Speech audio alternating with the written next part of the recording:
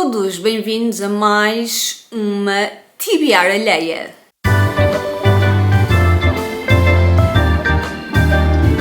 Ora pois, como podem constatar, estamos aqui num cenário novo, vocês vão perceber quando for lançado o vídeo das leituras de maio, mas eu estou em casa dos meus pais, não estou em minha casa neste momento, e vocês vão saber porque tive assim uns percalços a nível de saúde mental e tive que vir, senti a necessidade de vir aqui para os meus pais, mas vamos tratar de TBR alheia.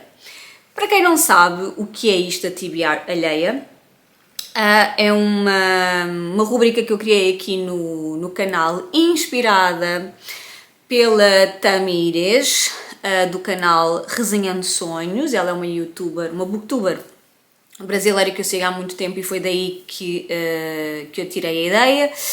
Sigo mais ou menos a mesma lógica, fiz algumas modificações para mim, porque me faziam sentido a mim. E então o que é que acontece nesta TBR alheia? Eu convido uma pessoa do Book Cenas, portanto pessoas que leem livros, no Instagram, no YouTube, enfim.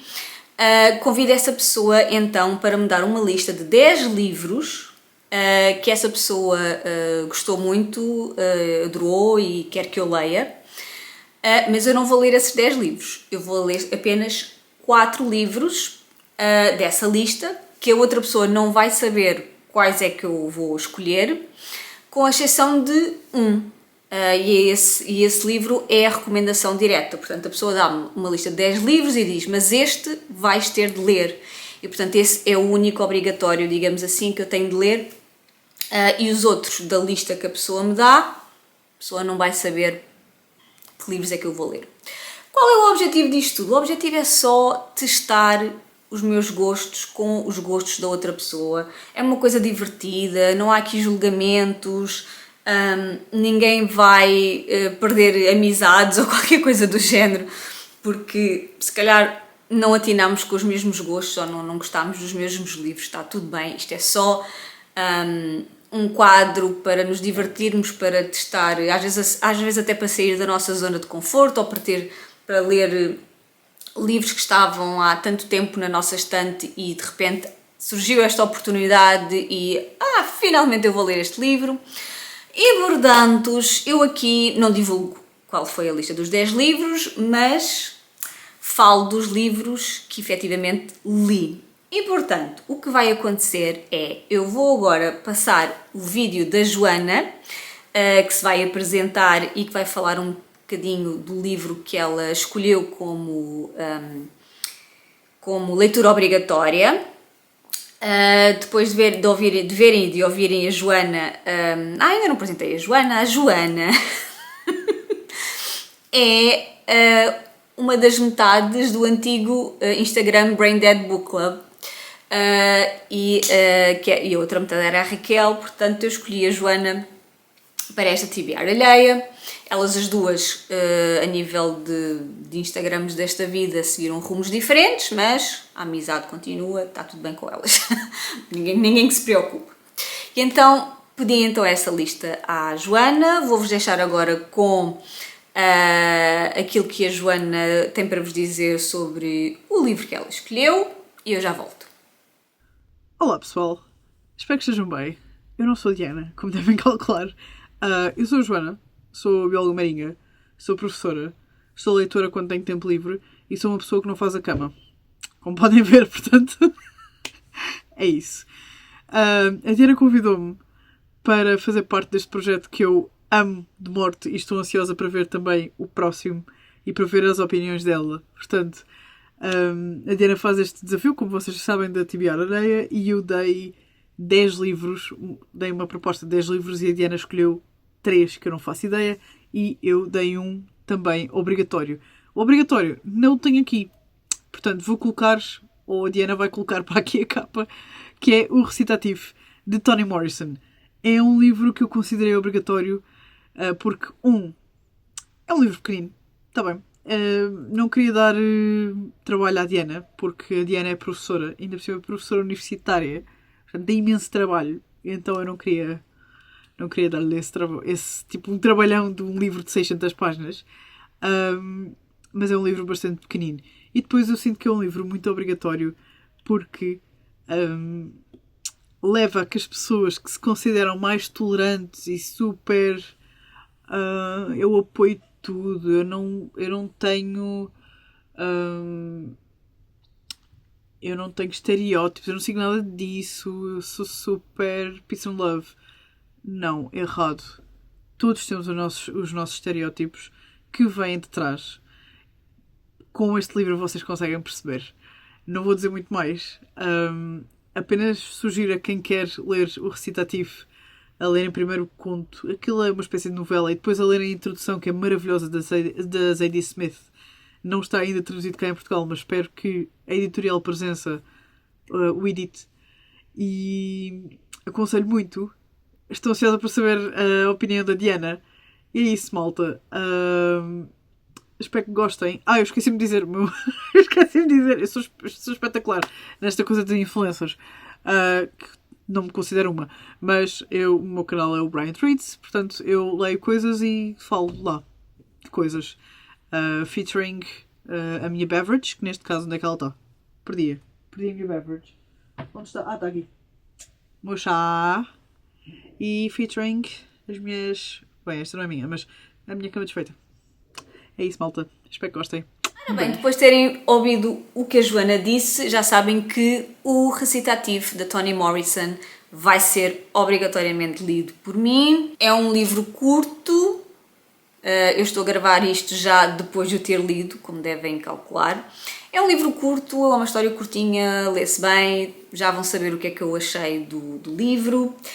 Mas posso já adiantar que outros livros é que eu li, para vocês saberem mais ou menos do que é que podem esperar deste vídeo. Então, eu estou a olhar aqui para o computador porque, como estou em casa dos meus pais, não tenho os livros comigo, então às tantas a pessoa baralha-se. Então, eu li o Caruncho, da Leila Martínez, li o recitativo, li o Porque Escolhi Viver, da Yeonmi Park, mas eu li em inglês, e em inglês é In Order to Live.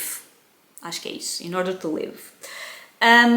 E depois li o Project Hail Mary, do Andy Weir, que era um livro que eu já há muito tempo que queria ler, porque já tinha lido o The Martian, que eu amei, e portanto estava com muita curiosidade, e esta foi a oportunidade perfeita para ler este livro. Então, Diana do Futuro, não assim tanto do futuro, porque estou com a mesma roupa no mesmo sítio, mas esqueci-me de dizer uma coisa muito importante em relação a esta TBR alheia, é que eu e a Joana trocámos livros, ou seja, ela deu-me uma lista e eu dei-lhe uma lista também de livros para ela ler dentro do mesmo sistema, portanto eu dei-lhe 10 livros para ela escolher, com uma leitura obrigatória. Portanto, conforme vocês vão com certeza ver o meu vídeo da minha TBR alheia, corram também para o canal do YouTube da Joana, que eu vou deixar aqui em baixo na caixa de descrição, porque ela vai fazer um vídeo como o meu, ou seja, ela vai reagir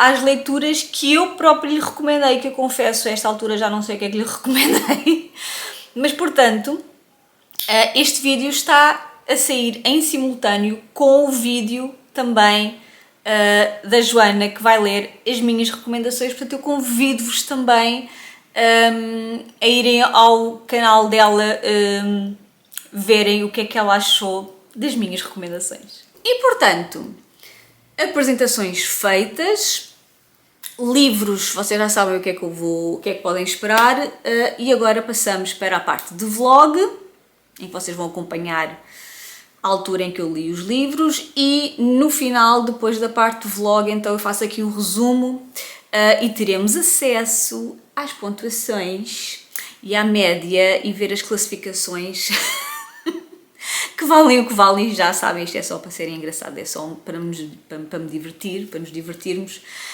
e portanto depois vão ver o ranking das pessoas que participaram até agora. Portanto, agora vamos à parte do vlog.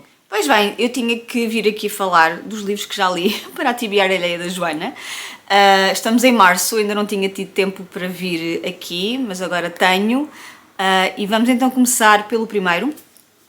O primeiro livro que eu li para esta TBR Alheia foi logo em janeiro, foi logo no início do ano, e li-o em In Order to Live, da Yeonmi Park, que eu li em e-book, portanto vou deixar aqui a capa.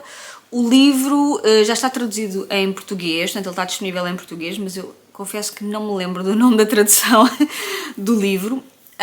E então este livro conta a história, é uma autobiografia, e conta a história desta mulher, Yeonmi Park, da sua vida na Coreia do Norte, desde que ela se lembra, não é? Desde criança, adolescente, como é que as pessoas vivem, que tipo de trabalho têm, de que forma é que aquele Estado totalitário e opressivo atua e está sempre presente nas mais variadas formas, e de que maneira as pessoas que lá vivem são afetadas e vigiadas, e aquele governo permeia tudo aquilo que vocês possam imaginar naquele país.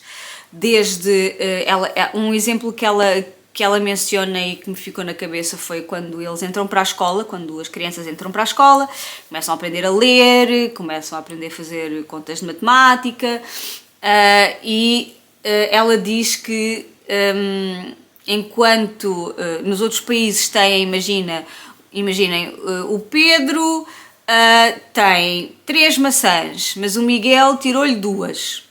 Com quantas maçãs é que ele ficou?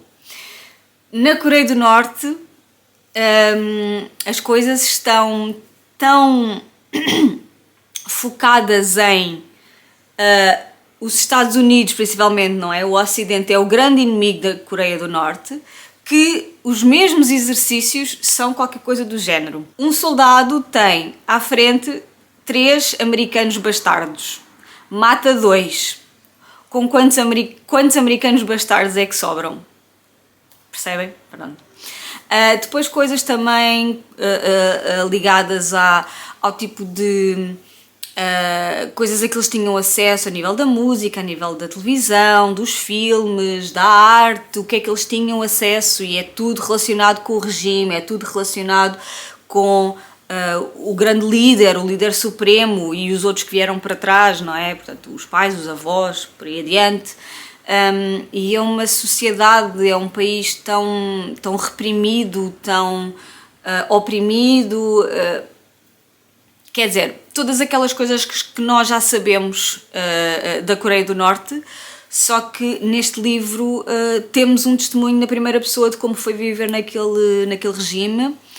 E é muito curioso porque ela própria diz que ela e a família, principalmente a mãe, acreditavam piamente naquelas coisas, porque aquelas ideias são-lhes incutidas desde muito cedo e, portanto, é a única realidade que eles conhecem.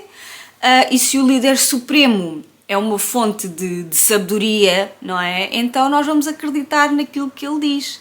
Inclusive, as pessoas acreditam que o tempo, portanto, se faz sol, se chove, se está vento, se há uma tempestade, se não sei o quê, é o próprio líder que escolhe, não é? É ele que tem influência até no próprio estado do tempo. Portanto, todas estas coisas, as vidas destas pessoas são completamente controladas pelo regime. Ela e a família vivem numa vila muito perto da fronteira com, não quero estar a mentir, com a China, e portanto há ali um historial de pessoas a tentarem fugir precisamente para tentarem passar a fronteira para irem para a China. Ela e a mãe, então, a mãe e a irmã tentam então fazer isso, tentam fugir e passar para a China de forma clandestina, como é óbvio, porque senão são apanhados, são recambiados para a Coreia do Norte, enviados para campos de trabalhos forçados, onde eventualmente vão morrer.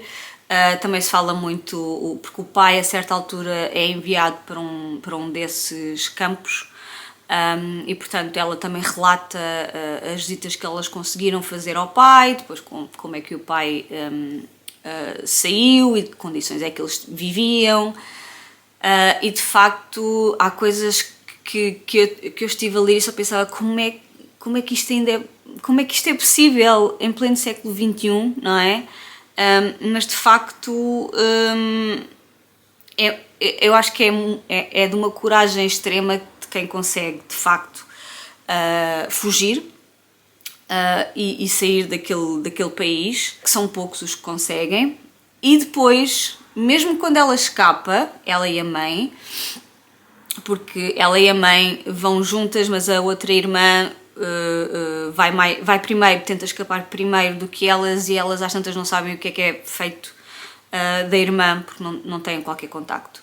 E então elas as duas conseguem escapar, mas depois, mesmo quando escapam para a China, são vítimas de tráfico humano, são vendidas e revendidas e depois são separadas e depois voltam-se a juntar. Quer dizer, há toda uma máfia, não é? Há toda uma máfia em volta destas fugas, não é? Porque há sempre gente que se aproveita e que capitaliza a desgraça dos outros, é isso que acontece. E, portanto, o livro retrata a história dela, da vida dela na Coreia do Norte, porque ela escapa, ela foge da Coreia com a mãe quando tem para aí 15 anos, talvez, por aí, 14, 15 anos, mais ou menos. Portanto, nós temos um grande acesso àquilo que é de facto a vida na Coreia do Norte, como é que são as cidades, como é que é a alimentação, que profissões é que existem, os rituais, aquele medo de estar sempre a polícia, não é? A vigiar constantemente todos os passos que dão, inclusive em casa. As polícias podem entrar em casa às horas mais estranhas para ver se têm o retrato do grande líder e se têm não sei o que a dar na televisão, porque só uma coisa é que podia dar na televisão, e se eles estão a cumprir os horários e os rituais, aquelas coisas todas, quer dizer, nem nos passa pela cabeça, não é? Portanto, nós vemos como é que é a vida dela e da família dela na Coreia do Norte, a fuga dela para a China, e depois de todas as peripécias, todas as coisas que acontecem com elas as duas na China, relacionada ao tráfico humano, depois de que forma é que elas dão a volta, conseguem ir para a Coreia do Sul e depois da Coreia do Sul para os Estados Unidos. Portanto, é uma história de vida assim excepcional que nós... Olha, eu estava a ler e pensava, eu não sei se eu estivesse na situação dela, se teria sido capaz de fazer tanta coisa que ela fez. Mas por outro lado, eu nunca estive na situação dela, portanto nós às vezes só conhecemos as nossas forças, as nossas vontades, quando estamos de facto, quando nos deparamos de facto com estas coisas nas nossas vidas. E como não é algo que eu tenha alguma vez passado, de facto não consigo estabelecer nenhuma comparação, nem nada do que se pareça.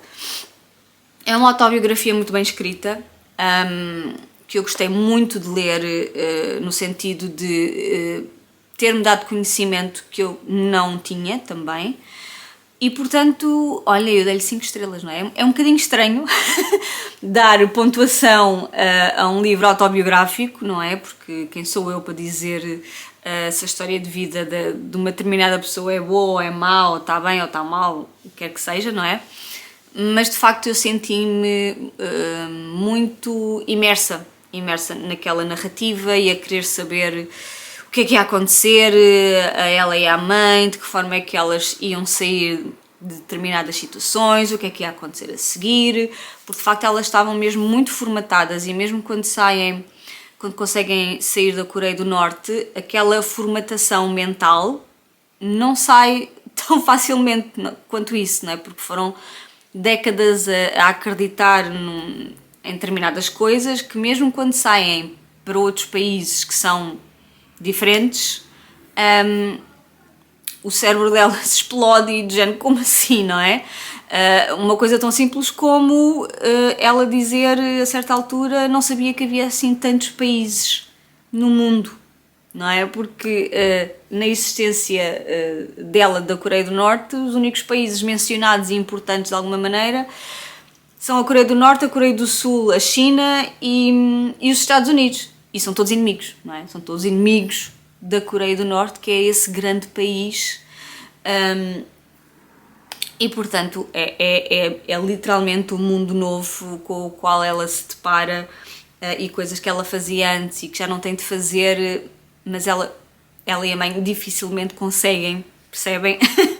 Adaptar-se a muitas das coisas quando se vêem fora daquele país. Portanto, foi uma excelente leitura, recomendo a qualquer pessoa que tenha curiosidade para saber como é que é a Coreia do Norte, como é que é a vida na Coreia do Norte, o que é que se passa na Coreia do Norte, porque não se sabe muito, não é? É um país mega fechado.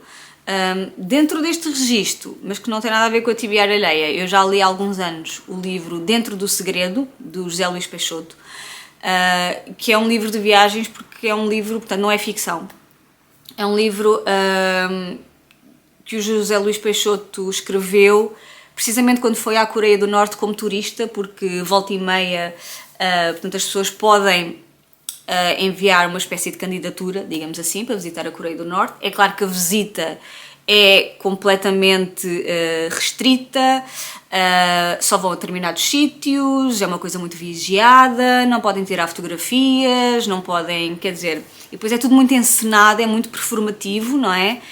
E é o relato, no fundo, é o relato dele, dessa viagem, daquilo que viu, daquilo que percebeu também, e portanto também é muito interessante. Mas de facto aqui, neste caso, no livro da Yeonmi Park, é uma autobiografia, portanto se querem alguma coisa mais realista do que isto, acho que não conseguem. E portanto foi um livro assim magnífico, que eu gostei mesmo muito. Depois, em fevereiro, li outro livro, para esta Tibiara Alheia, e foi o único livro que eu li em fevereiro.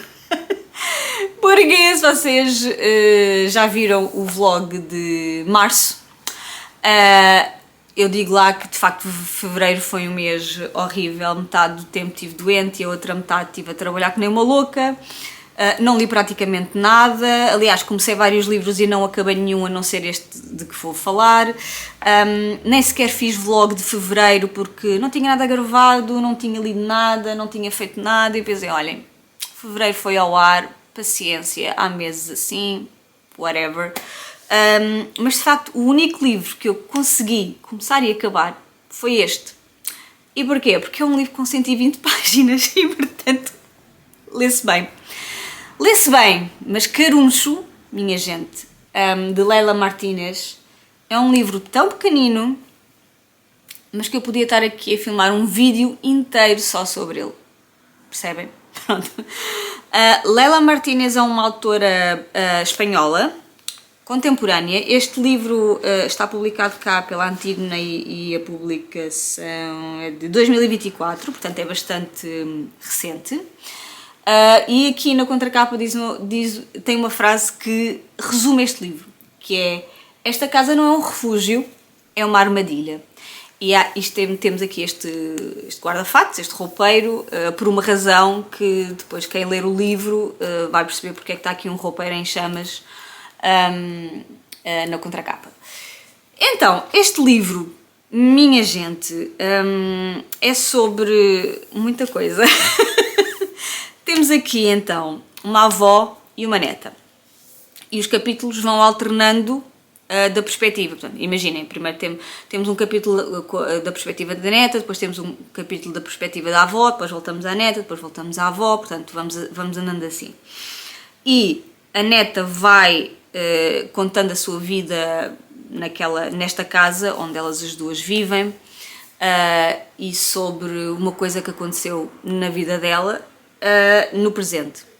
E através dos olhos da avó nós vamos tendo conhecimento da história desta família, ok? Porque aqui a neta, eu agora não me lembro do nome dela, sinceramente, mas a neta, esperem, elas têm nome? Agora que eu estava aqui a tentar lembrar do nome da neta, será que ela tem nome? A avó eu acho que não tem nome. Mas ela, a neta, também acho que não tem. Só agora é que me apercebi disto. E agora? Mas isto, exatamente, a minha neta, não sei o quê, o meu pai, a minha filha... Estas duas mulheres não têm nome. Mais outra camada.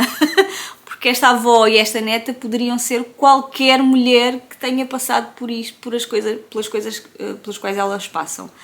Mas, como eu estava a dizer, então temos esta avó e esta neta. A neta tem fala-nos da vida no presente e há uma coisa que aconteceu na vida dela que é um mote aqui para o livro.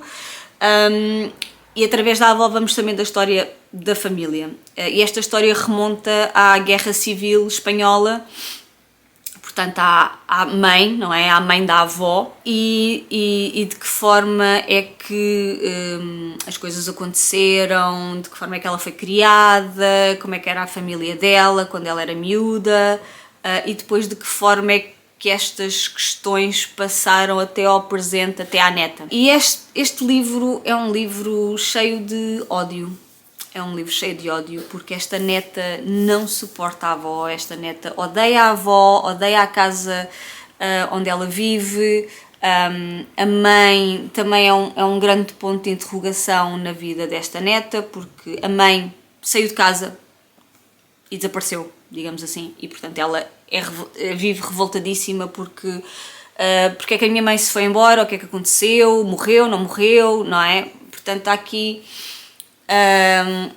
uma história muito forte relacionada com as mulheres desta família, e é um livro muito desconfortável, muito cheio de ódios, cheio de mágoas, cheio de traumas, segredos, traumas geracionais, portanto coisas que vão passando de geração em geração. E é um livro sobre violência contra as mulheres, violência doméstica, opressão da mulher no espaço da casa, que tradicionalmente é um espaço feminino, não é? Portanto, a casa é um espaço de acolhimento, é um espaço de cuidado, é um refúgio, é um espaço seguro, de conforto.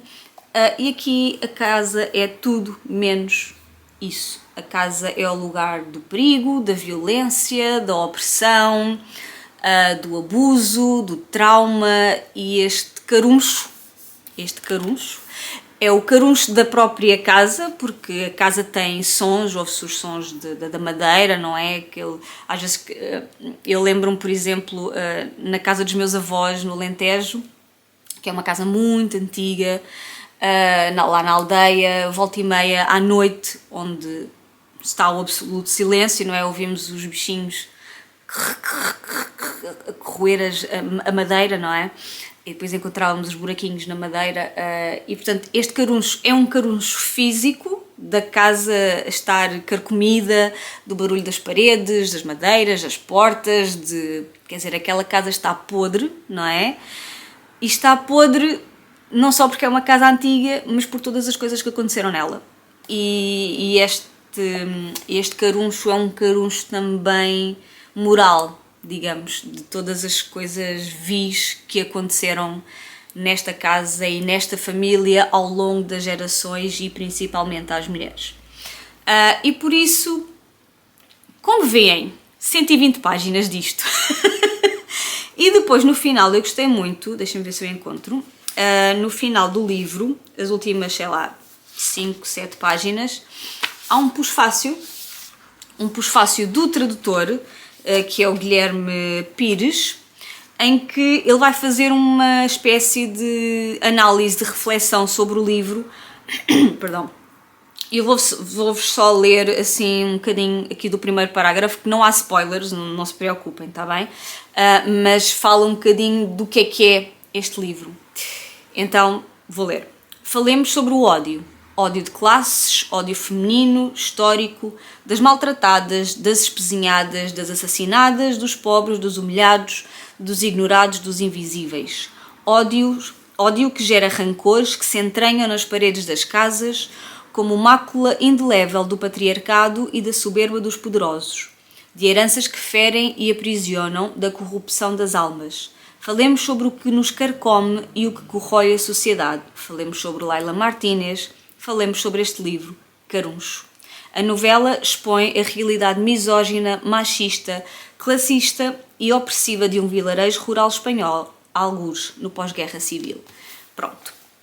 E não digo mais, que é para não estragar o resto do livro, mas eu acho que este pequeno resumo das temáticas que são aqui apresentadas muito bem, é um livro fenomenal, a sério, leiam, e eu fiquei muito curiosa e quero ler mais coisas da Leila Martínez, portanto tragam mais coisas da Leila Martínez. E depois eu fui ler sobre a autora, e li que ela se inspirou na história da própria família para escrever este livro. Portanto, algumas coisas que aqui se passam são verídicas, são parte da história da família dela, principalmente aqui uma parte relacionada com os pais desta avó que é aqui retratada, não é? E portanto, olha, é um livro muito sofrido, muito cheio de ódio, lá está, muito relacionado com a condição da mulher, em que a casa aqui também se assume como personagem, não deixa de ser uma personagem. Aliás, todos os capítulos começam sempre com um parágrafo sobre a casa, onde habitam estes fantasmas da violência e da repressão feminina, e é um livro que eu aconselho vivamente a toda a gente, praticamente. É um livro muito forte, que suscitou várias emoções em mim. Era um livro que eu já tinha muita curiosidade em ler. E portanto, Joana, obrigada por estar na lista das recomendações, porque eu estava desertinha para ler este livro. Aliás, antes de pedir à Joana as recomendações dela, um dos livros que eu já tinha posto na lista que queria ler no ano 2025 era este. Portanto, quando este livro aparece na lista, eu pensei, está feito, é este livro que eu vou, é um dos livros que eu vou ler, vai ser este, sem sombra de dúvida, e ainda bem que o fiz, porque de facto, e depois percebi porque é que está aqui este bicharoco.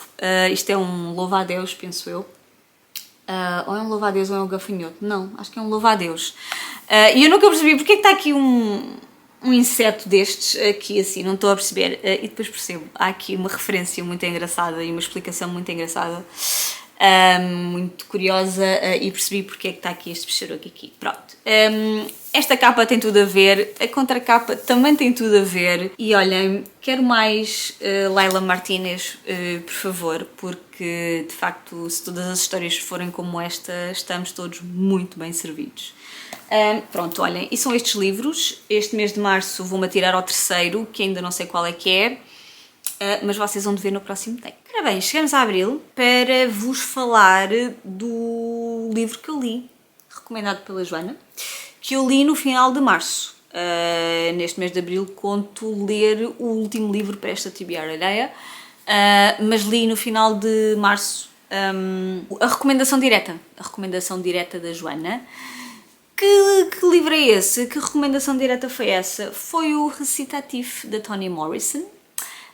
Eu só li um livro da Toni Morrison há muitos anos, acho que já foi depois da licenciatura, eu acho que estava no mestrado, portanto já foi há bastante tempo.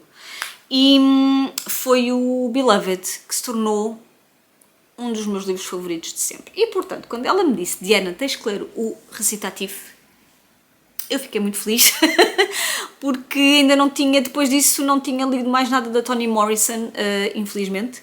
Embora eu tenha aqui o The Bluest Eye, mas ainda não calhou ler. E então, o que é que eu achei? Eu li-o no Kobo, e ela disse-me assim, mas lê a versão que tem a introdução da Zadie Smith, mas lê a introdução depois de teres lido o Recitatif. Eu, ok, está ótimo. Arranjei o e-book que tinha as duas coisas e o audiobook que também tinha a introdução da Zadie Smith narrada por ela própria, portanto foi ótimo a nível da experiência do audiobook também, ou seja, a história não é narrada pela Zadie Smith, a introdução é que é narrada pela Zadie Smith.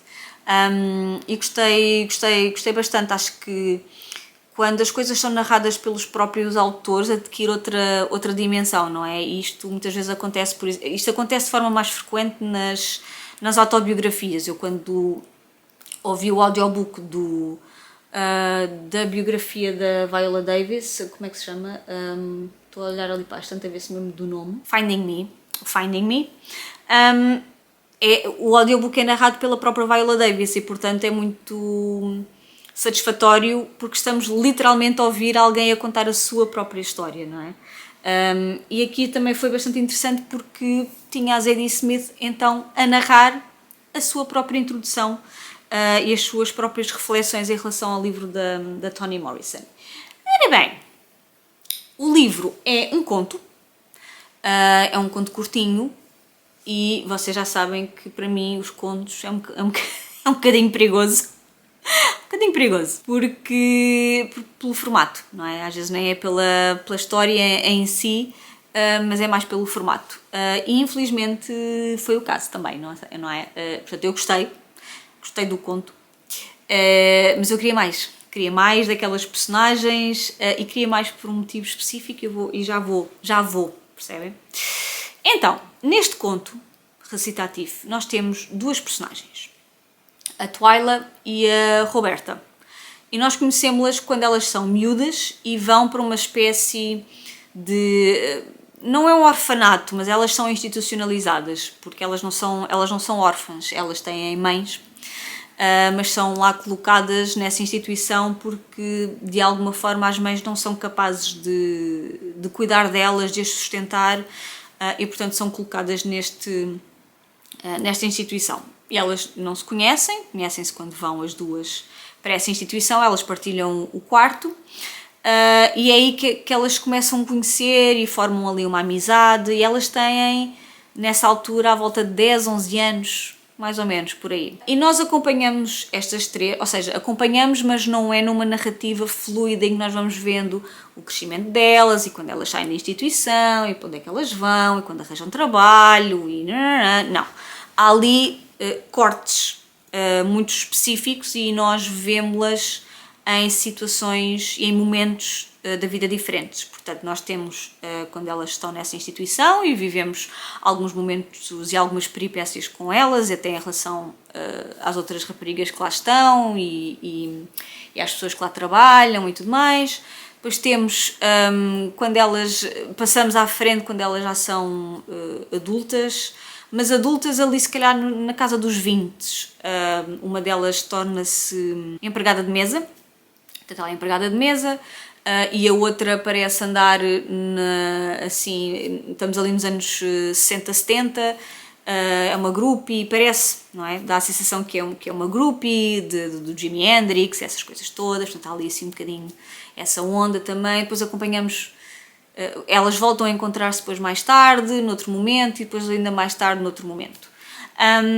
E portanto são assim cortes muito específicos, nós não temos ali os intermédios, não sabemos como é que elas chegaram até ali ou o que é que se passou na vida delas para estarem naquela posição ou para se encontrarem naquele local, ou como é que elas voltaram a encontrar-se, não é? Quais foram as circunstâncias, essas coisas todas. Mas nós sabemos que de facto há estes encontros e desencontros, portanto estas aproximações e afastamentos, porque elas as duas depois acabam por ter vidas completamente diferentes, não se mantêm em contacto propriamente, porque nós sabemos isso porque cada vez que se encontram há aquela coisa de então, o que é que se tem passado contigo, como é que tem sido a vida, o que é que estás aqui a fazer, portanto percebe-se que elas não têm essa ligação, apesar de terem sido amigas quando estiveram nessa instituição enquanto miúdas, elas perderam o contacto ao longo da vida e encontram-se assim muito por acaso em várias situações e em vários momentos das suas vidas diferentes.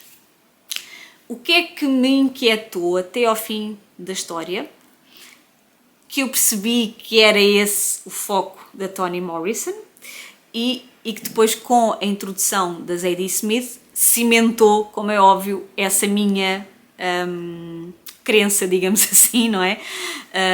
A Toni Morrison joga muito com os estereótipos que nós temos em relação a mulheres e raparigas, porque nós também conhecemos enquanto miúdas, né? Mas mulheres brancas e negras, no contexto, ainda por cima, dos Estados Unidos.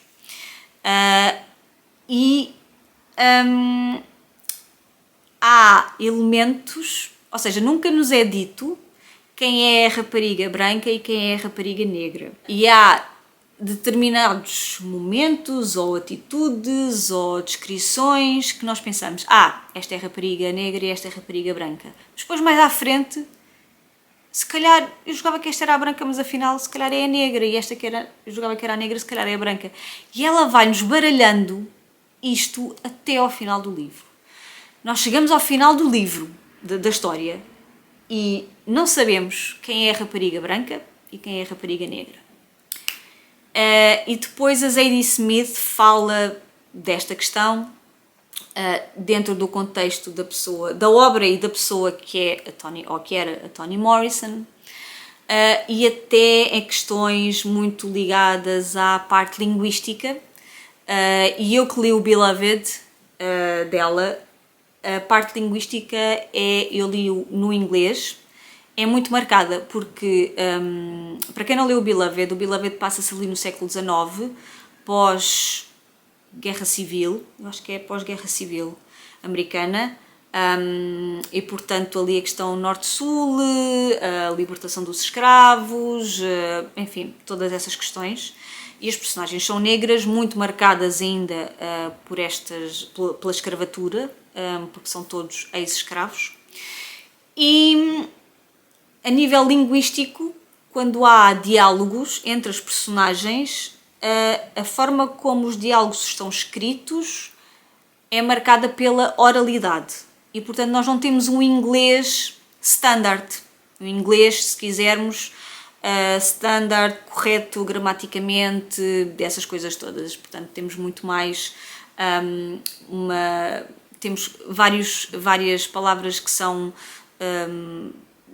coloquiais, do calão, dos próprios vocábulos, não só daquela altura, mas específicos das pessoas escravizadas, e portanto é muito marcado por isso. Tanto que eu, quando na altura comecei a ler o Beloved, eu estava a testar, porque eu não estava a perceber nada do que estava ali escrito. Eu só pensava, mas isto está mal escrito, mas o que é que se passa? Não estou a perceber nada do que está a acontecer e o que é que eles estão a dizer e não sei o quê.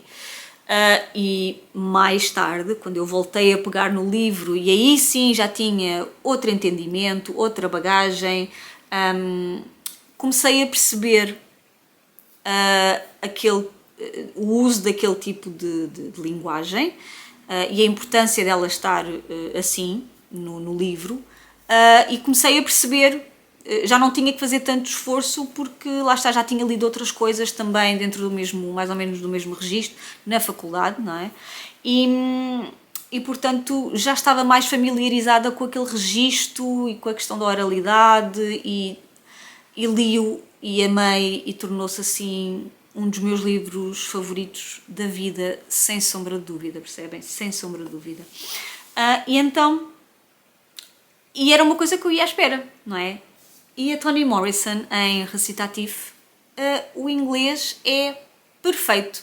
Portanto, nem através da linguagem, das expressões utilizadas, das palavras, enfim, essas coisas todas, nós nem aí conseguimos descortinar quem é a mulher branca e a mulher negra, não é? Isto tem um motivo, tem um propósito de nos desafiar e também de nos fazer entender que, independentemente das pessoas serem brancas ou negras ou roxas ou verdes ou o que quer que seja, os nossos dilemas interiores são os mesmos. As nossas vontades, os nossos desejos, aquilo que nós procuramos na vida, não é? Aquele conforto, estabilidade, alguém que nos ame, não é? Sei lá, satisfação até a nível laboral, da nossa profissão, das coisas que fazemos. No caso das pessoas terem filhos, a preocupação com o bem-estar dos filhos, com a educação, enfim, essas coisas todas, não é? E portanto, ela baralha-nos nesse sentido, nós estamos sempre à procura de quem é, será que eu vou descobrir, será que eu vou perceber, não, esta é a pessoa negra, esta é a pessoa branca, não, afinal é o contrário. Será que isso é importante? Não é? Numa altura, e há ali momentos que são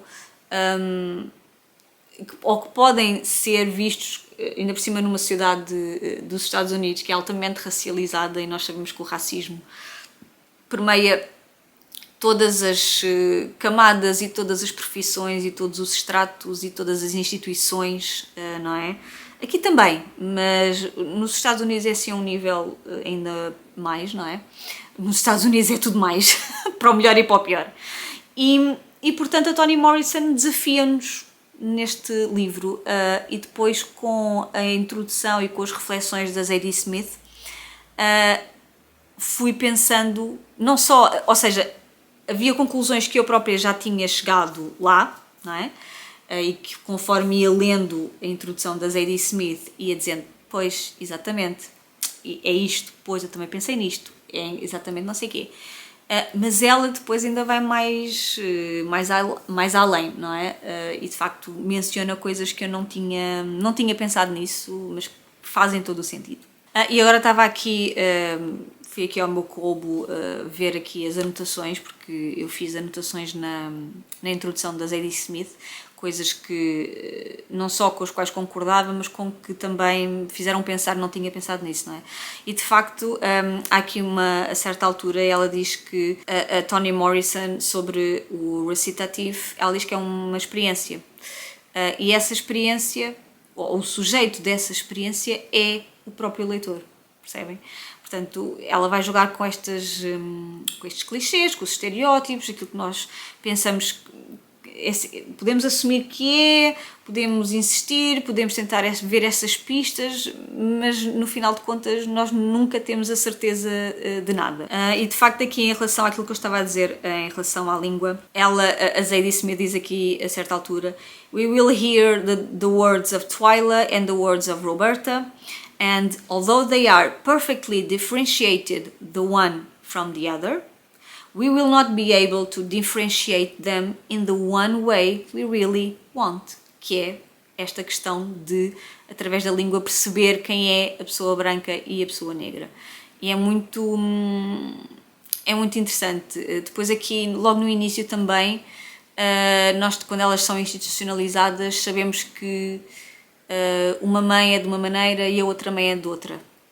E nós daí imediatamente tiramos ilações.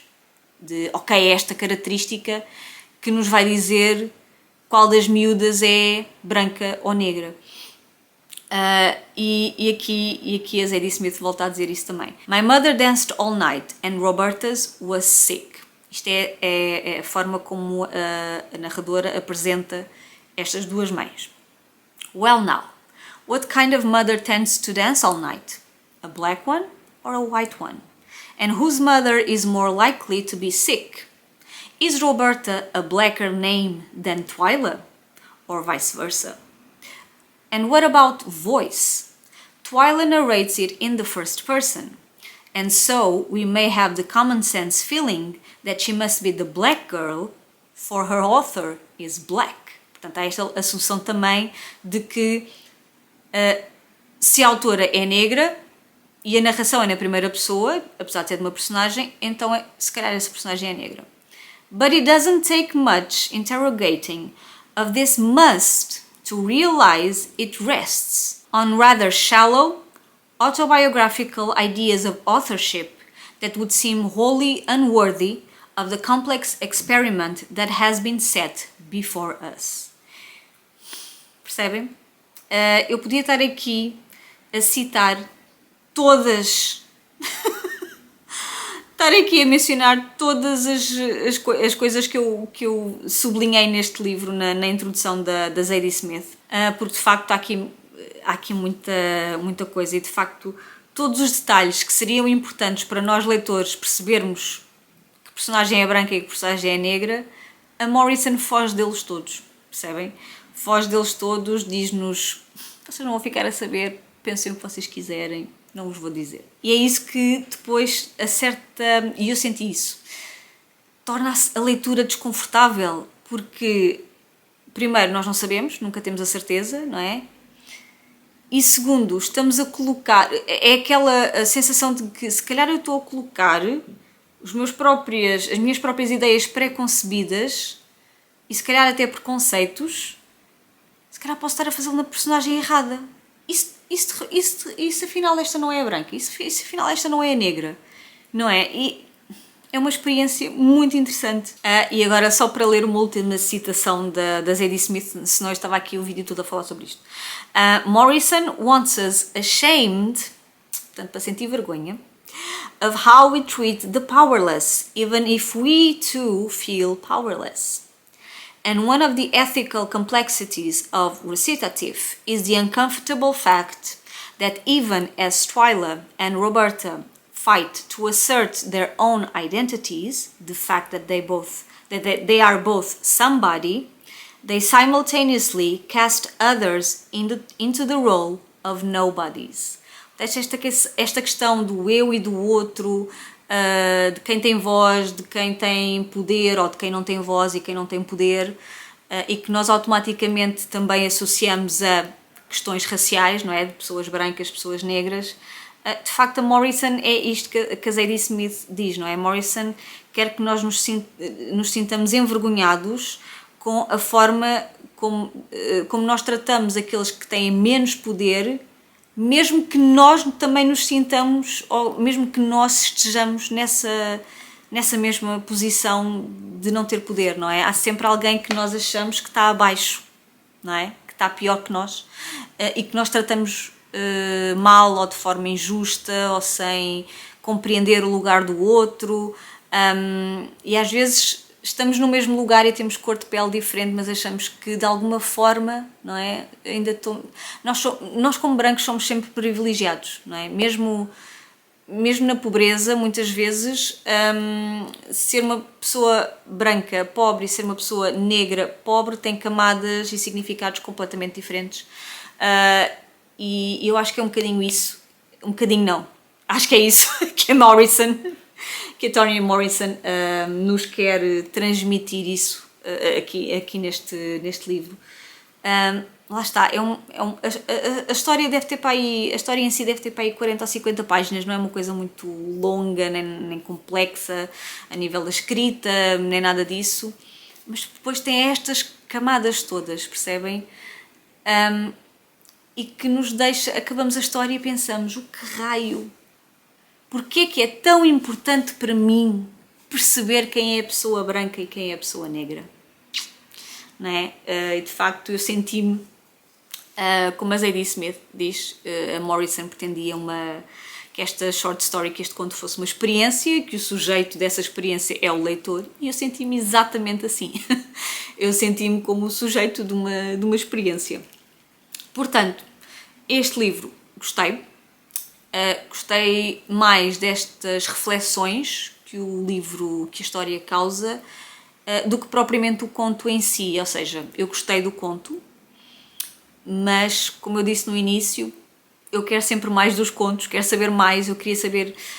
eu até podia continuar com a dúvida de quem é a mulher branca e quem é a mulher negra, mas eu queria saber mais daquelas personagens, e principalmente da Roberta, porque a narrativa é contada do ponto de vista da Twyla, e nós pouco sabemos da Roberta e da vida dela, nós só sabemos quando elas se encontram, e às vezes a Roberta também não quer falar muito sobre isso, é muito superficial nas coisas que diz, não quer entrar em grandes pormenores, e eu queria saber tudo sobre a vida daquelas duas mulheres, e o que é que se passou desde a infância delas até serem adultas, e todas essas coisas. E portanto, para mim, os contos ficam sempre aquém por este motivo, não propriamente por lhes faltar qualidades, não é isso, mas porque eu quero sempre mais, e foi isso que faltou. Eu queria mais da Toni Morrison, e agora vocês dizem, então se queres mais, vai ler os outros livros dela. Pois vou.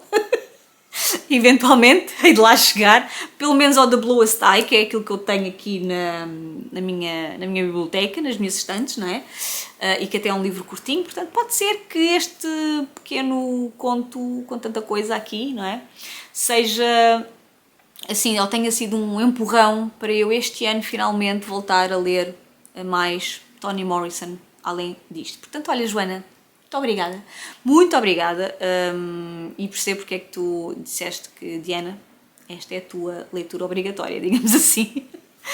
Portanto, olhem, o próximo livro está mais do que escolhido. E eu já vos posso dizer qual é, eventualmente vou começá-lo alguns este mês. E vai ser o Project Hail Mary, do Andy Weir. Eu nunca sei como é que se diz o último nome do senhor, mas acho que é Andy Weir. Autor de um dos meus livros favoritos também, que é o The Martian. Eu sei que ela gostou muito. Tenho no Kobo também. E, portanto, algures neste mês, eu vou ler o Project Hail Mary, do Andy Weir. Quando o ler, eu volto aqui ao Estaminé para vos dizer o que é que achei. Olá, minha gente! Depois que estamos aqui num cenário diferente, aqui com as almofadas e um sofá diferente, e porquê? Porque eu não tenho minha casa. Estou em casa dos meus pais. Depois vocês vão ver, eu falo um bocadinho sobre isso no vlog de maio e, portanto, vocês vão ver. E como eu disse, não é? Hoje é 15 de maio e eu já acabei o último livro para esta TBR alheia da Joana. E o livro que eu escolhi foi o Project Hail Mary, que eu vou deixar a capa aqui algures porque eu li em book no Kobo. E eu estava com muita expectativa para ler este livro, porque eu já tinha lido um livro dele, o The Martian, já há bastantes anos. Acho que eu li mesmo na altura em que ele saiu, portanto já foi há alguns anos. E quando saiu este Project Hail Mary, eu não li o outro, o Artemis, porque na altura li umas reviews assim, malta a dizer que não era assim tão bom, que tinha ali umas falhas, e eu pensei, então se calhar não vou. Mas depois muita gente falou bem do Project Hail Mary quando ele saiu. E eu, como tinha gostado muito do The Martian, aproveitei que estava na lista de Sou Dona Joana e pensei, olha, é agora que eu me vou atirar outra vez. Então, o Project Hail Mary é uma ficção científica, muito dentro do estilo, para quem leu o The Martian, é muito dentro desse estilo. Nós temos um homem, o Ryland Grace, que está no espaço. Está sozinho numa nave espacial, no fundo, e não sabe muito bem como é que foi parar ali, o que é que se passou, quem é ele, porque é que ele está ali sozinho, nada, zero. Portanto, nós vamos andar para trás e para a frente no tempo, à medida que ele se vai lembrando das coisas que aconteceram até ele chegar ali. Portanto, nós vamos saber quem é que ele é, o que é aquela nave, porque é que ele está ali, porque é que ele está ali sozinho, o que é que ele está lá a fazer, se está numa missão, se foi raptado, não é? No início a gente não sabe e concebe todas as hipóteses. E essa nave é a Hail Mary, portanto o Project Hail Mary é o nome da missão, digamos assim, em que ele está. E então, à medida que ele também se vai lembrando das coisas, nós também vamos começando a pôr as peças, a juntar todas as peças do puzzle para perceber quem é que ele é e o que é que ele está ali a fazer e qual é que é o propósito daquela missão. Portanto, ele no fundo é um homem perdido no espaço. Podia perfeitamente ser o Matt Damon outra vez, não é? Para quem viu o filme do The Martian, podia ser, e acho que vai haver uma adaptação do Project Hail Mary também. Acho que o ator principal já está escolhido, acho que é o Ryan Gosling, mas podia perfeitamente ser o Matt Damon outra vez. E então nós vamos acompanhar o Ryland nesta missão, em perceber o que é que se passa, as peripécias que ele encontra. Também vamos muito mais atrás para perceber como é que ele acabou ali e quem é que ele é. Mas no fundo, na Terra foi descoberto um micro-organismo chamado astrophage. Eu sei que a tradução do livro para português saiu agora há relativamente pouco tempo, mas como eu li em inglês, eu vou dizer os termos em inglês, não sei se em português vai ser a tradução igual. Então temos um micro-organismo chamado astrophage, que está no fundo, digamos, como se estivesse a drenar a energia do Sol. Portanto, é como se ele se alimentasse de alguma forma da energia do Sol. E as consequências que isso traz para a Terra são bastante más, não é? Porque sem Sol não há vida. Não há vida aqui na Terra, não é?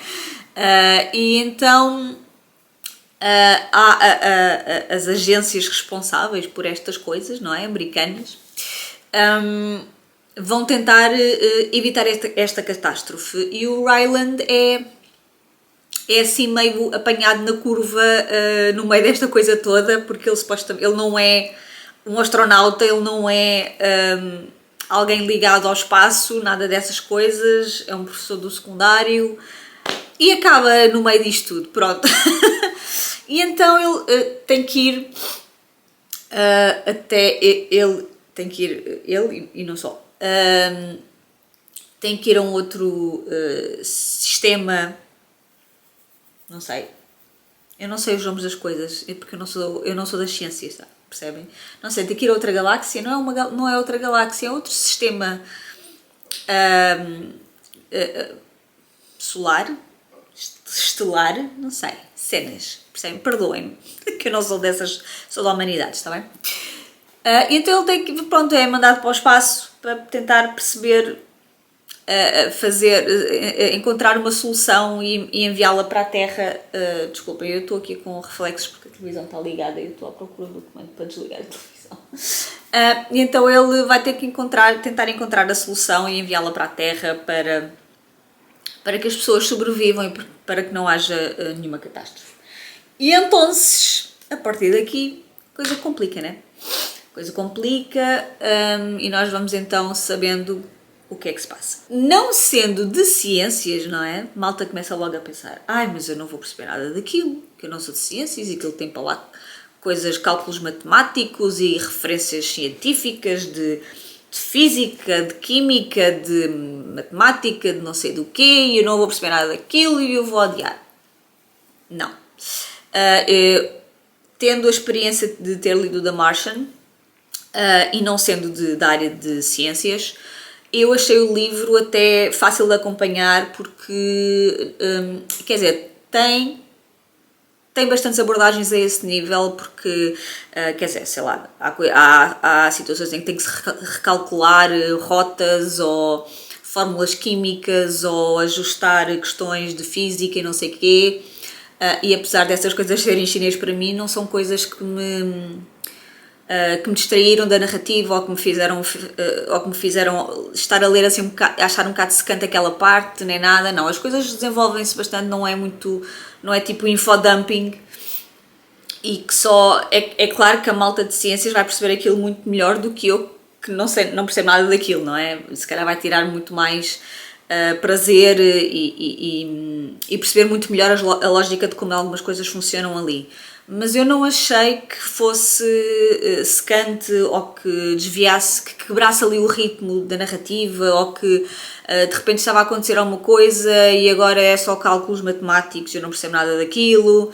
Não, está tudo muito bem equilibrado, está tudo muito bem explicado, nós percebemos, mesmo que não percebamos a matemática ou a física por trás daquilo, percebemos a lógica e para que é que aquilo serve e porque é que aquilo é importante e porque é que isso está inserido na narrativa e eles estão a contar essas partes. E portanto não achei difícil para quem não é de ciências, não é? Para quem não percebe nada disso, não achei complicado ou que me desfocasse o suficiente para estar a ler e pensar, eu não estou a perceber nada disto, vou desistir do livro. Não, nada disso. E então, é claro que no espaço ele conhece uma criatura. E essa é a minha parte favorita. Ele conhece uma criatura alienígena, como é óbvio. E foi aqui que o audiobook, vocês já sabem que eu livros em inglês leio sempre com o audiobook. E fez toda a diferença o audiobook. Porque essa criatura alienígena não comunica da mesma forma que nós. Portanto, não tem palavras como os humanos. Comunica por sons. E cada som equivale a uma palavra humana, digamos assim. E eles conseguem desenvolver ali um sistema de comunicação para conseguirem falar um com o outro. e no audiobook isso fez toda a diferença. Toda a diferença. É claro que no livro nós temos diálogo, não é? Nós temos diálogo para perceber o que é que eles os dois estão a dizer e o que é que estão a falar um com o outro. Mas no livro, quando é esse ser alienígena, a fala é diferente, é mais musical, tem ali assim uma coisa meio... pronto. E fez toda a diferença e eu amei essa parte. E pronto, esses dois juntam-se, conhecem-se, formam ali uma relação, porque no fundo o outro ser alienígena também é cientista. E também vamos perceber o que é que ele está ali a fazer, como é que eles às tantas se juntam, o que é que se vai passar naquela missão, os contratempos, as coisas em que eles se metem, as coisas que eles achavam que era de uma maneira e afinal é de outra, e como é que aquilo tudo acaba, vão todos morrer, não vão, salvam-se toda a gente... Pronto, há ali de facto muitos momentos em que a gente pensa ok, pronto, está resolvido, afinal não, ok, não, afinal era esta coisa, afinal não. Portanto ali há assim umas alturas, a luz está a ficar um bocado estranha, sei, porque o céu também está nublado, olhem, ignorem, está bem? E portanto, olhem, eu gostei bastante do livro, a minha parte favorita foi, sem dúvida nenhuma, as interações entre o Ryland e este ser alienígena que ele encontra e que de facto começa ali a ter uma relação com ele que vai além de ok, somos dois cientistas no espaço, o que é que nós estamos aqui os dois a fazer? E portanto eu gostei muito deste livro.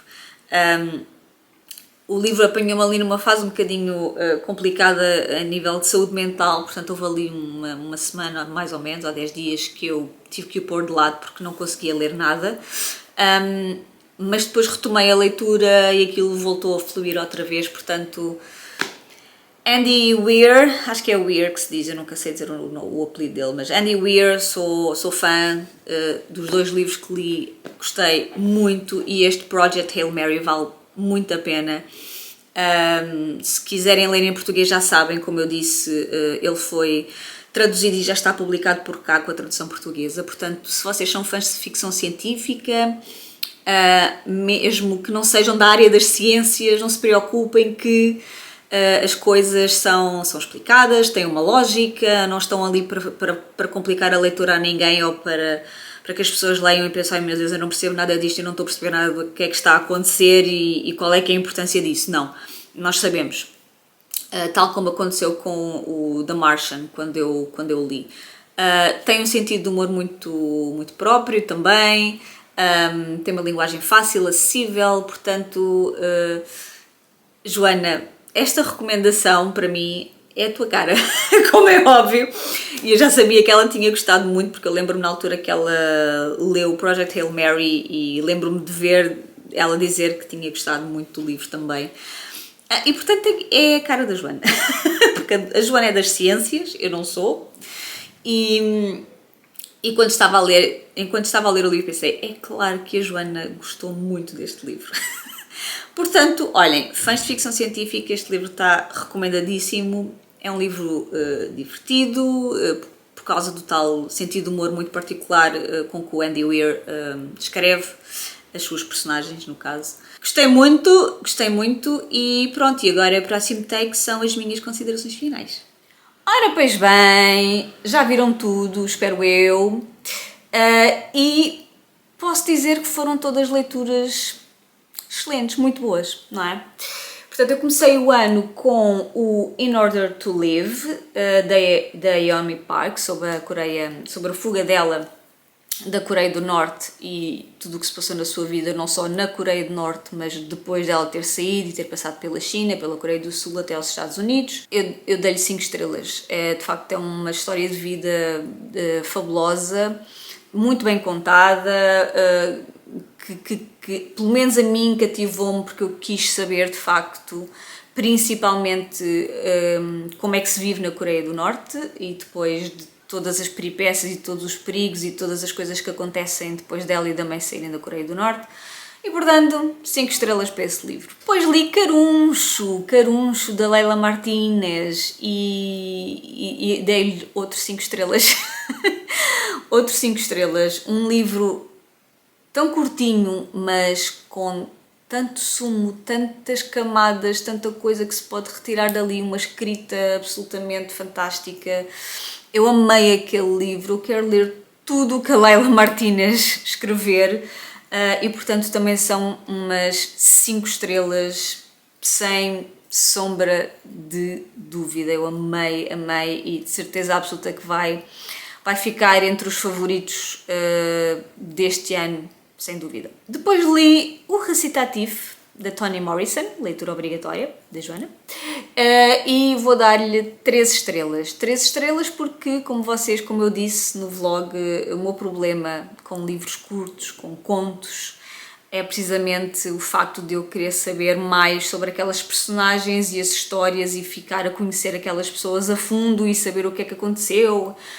E nós sabemos que há muitas coisas que não são ditas, que não são explicadas e há um propósito para isso e eu só queria saber mais.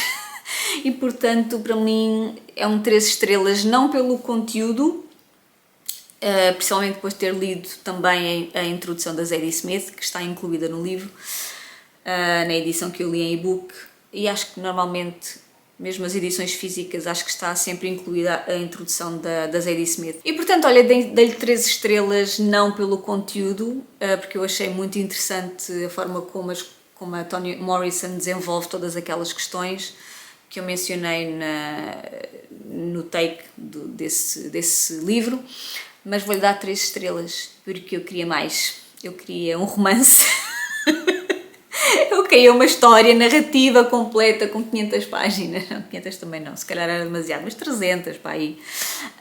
E por essa razão é que eu lhe vou dar 3 estrelas. Por fim, temos o Project Hail Mary do Andy Weir, que eu nunca sei se pronuncia Weir, porque parece com weird, mas não é. Pronto, só cenas da minha cabeça. Vou-lhe dar 4 estrelas. Eu gostei muito, mas este livro apanhou-me ali nessa tal fase que eu, a nível de saúde mental, não estava assim tão bem, e eu expliquei isso também no vlog. Eu, portanto, fiz ali uma pausa e depois voltei, mas eu gostei bastante do livro, tal como tinha gostado do outro, do The Martian, e é um sólido 4 estrelas. E como podem ver aqui no ranking, deste lado, que eu vou pôr, de todas as pessoas que eu já fiz TBR alheia até agora, que não são muitas, mas já é assim um número simpático, a Joana está em primeiro lugar, com uma média de 4.25. Meu Deus! Aplausos, festas, tudo! De facto, pelo menos dos livros que eu escolhi ler, das opções que a Joana me deu, de facto foram escolhas certeiras, porque eu gostei de todos e aliás o ranking fala por si, não é? 4.25 é uma pontuação excelente e portanto, aliás, todas as sugestões que ela me deu e dos outros livros que eu não li, a maior parte deles são livros que eu já tenho para ler. Portanto, eu eventualmente vou lá chegar individualmente, digamos assim, pela minha própria mão, porque são livros que eu já tenho na minha cabeça, na minha lista de eventualmente para ler. Portanto, olhem, espero que tenham gostado de mais esta TBR alheia. Próxima vítima está escolhida, já sabe, ela própria já sabe que é ela própria. Os livros também já estão selecionados e, portanto, vou começar a ler, não sei por onde, mas vou começar a ler e estou muito entusiasmada para esta próxima TBR alheia, que não sei quando é que será, mas agosto, talvez, agosto, setembro, esperem por ela pelo vídeo, não é? Enfim, pelo vídeo, por volta dessa altura, agosto, setembro, por aí. E olhem, é isso. Muito obrigada por me acompanharem mais uma vez nesta jornada da TBR alheia. Espero que tenham gostado e nós vemo-nos no próximo vídeo. Tchau, tchau!